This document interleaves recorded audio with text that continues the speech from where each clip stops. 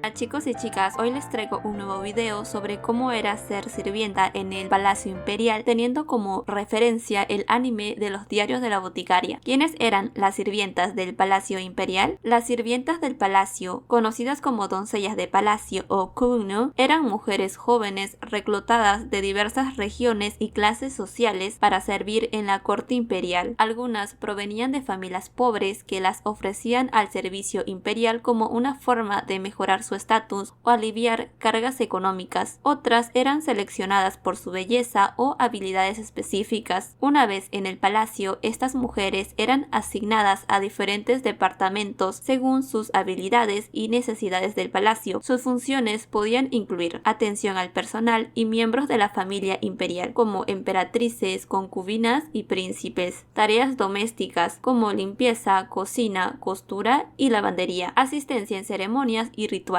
o también mantenimiento de los aposentos imperiales. El sistema del Hogon o palacio trasero era la sección del palacio donde residían las mujeres del emperador, incluyendo esposas, concubinas y sirvientas. Este sistema estaba altamente jerarquizado y regulado, y las sirvientas desempeñaban roles esenciales en su funcionamiento. En la antigua China, las sirvientas del palacio imperial Gongnu solían ingresar desde muy jóvenes y muchas veces siendo niñas entre los 8 y 14 años, y esto lo podemos ver en Shenlu, que forma parte de la atención médica en el palacio y que ingresó a sus 14 añitos en el palacio imperial. ¿A qué edad entraban las sirvientas? Durante las dinastías como la Ming de 1368 a 1644 y la Qing de 1644 a 1912, las niñas eran seleccionadas entre los 10 y 13 años aproximadamente para servir como doncellas del palacio. En algunos casos excepcionales podían ser aún más jóvenes, de 7 u 8 años, especialmente si eran huérfanas, hijas de sirvientas del estado o si sus familias las ofrecían como forma de ganarse el favor imperial. La mayoría eran reclutados por funcionarios imperiales o seleccionadas por lotería en aldeas rurales para entrar al sistema de servicio doméstico del Huogon o el palacio trasero.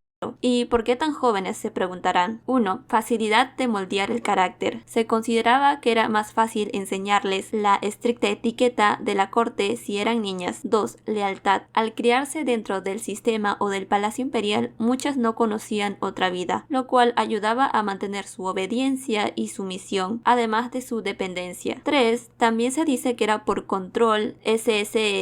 ¿Qué ocurría cuando crecían? A medida que crecían, algunas podían ascender de rango y convertirse en asistentes personales de concubinas o incluso del emperador. Otras, al envejecer o no ser útiles, eran enviadas a monasterios budistas como monjas, o otras eran degradadas a funciones menores o liberadas a cierta edad, usualmente a los 25 o 30 años, y en algunos casos eran obligadas a permanecer solteras durante toda su vida, ya que el contacto con hombres estaba prohibido. Condiciones de vida y abusos. La vida de una sirvienta del palacio no era fácil. A pesar de estar en un entorno lujoso, muchas se enfrentaban condiciones duras y abusos, como el trabajo extenuante. Las sirvientas trabajaban largas horas, realizando tareas físicas demandantes y a menudo sin un descanso adecuado. También estaban los maltratos físicos y emocionales. Eran comunes los castigos corporales por errores menores. La disciplina era súper estricta y las sirvientas podían ser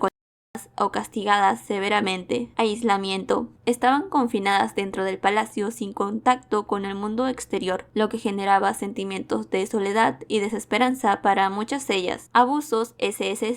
Algunas sirvientas eran forzadas a convertirse en concubinas o participar en prácticas no consensuadas. Por ejemplo, durante la dinastía Ming, el emperador Jing utilizó periodo premenstrual de sirvientas jóvenes en experimentos alquímicos, lo que llevó a abusos extremos y eventualmente a una revuelta conocida como la rebelión del Palacio Renjing. La rebelión del Palacio Renjing. En 1542, durante la dinastía Ming, un grupo de 16 sirvientas intentó mandar al otro mundo al emperador Jing debido a los los abusos y maltratos que ellas sufrían. Este evento, conocido como la rebelión del Palacio Renjin, fue una manifestación del descontento y la desesperación de estas mujeres ante las condiciones inhumanas a las que estaban sometidas. Esto lo podemos observar en el capítulo de la boticaria llamado Resentimiento acumulado, donde vemos a una sirvienta, Shenlu, que le guarda mucho rencor al antiguo emperador, ya que él era un PDF y exploraba usualmente a niñas, lo cual algunas de ellas, al llegar a ser adultas, les causó un trauma muy difícil de sobrellevar en el tiempo. Y como adicional tenemos el vendado de pies y su impacto. Una práctica común en la antigua China era el vendado de pies, que consistía en deformar los pies de niñas desde temprana edad para que fueran pequeños, lo cual se consideraba un ideal de belleza. Esta práctica limitaba severamente la movilidad de las mujeres, incluyendo a las sirvientas del palacio, que a menudo necesitaban asistencia para caminar. Y dime, ¿qué te pareció este video sobre datos curiosos que no sabías sobre la China antigua o China imperial y su relación un poco histórica con el anime de los diarios de la boticaria? Si te gustó el video, déjame tu like y comenta.